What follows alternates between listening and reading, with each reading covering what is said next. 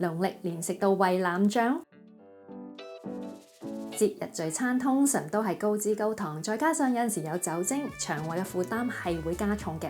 食完之後覺得好滯，其實好正常。以下有5款飲品幫到你。第一款薑茶，薑入邊嘅活性成分可以刺激胃排空，減少滯留同埋氣體積聚。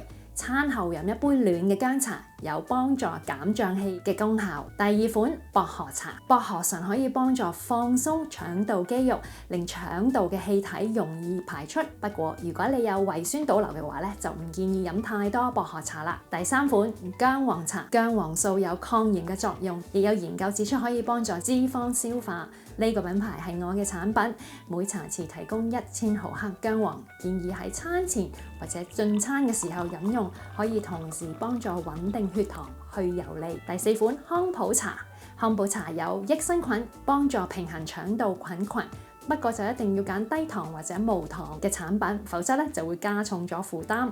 最後其實最簡單係飲水，充足嘅水分可以幫助腸道蠕動，減少便秘同埋氣脹。下次聚會食得太飽，不妨就試下其中一款飲品，減輕身體負擔。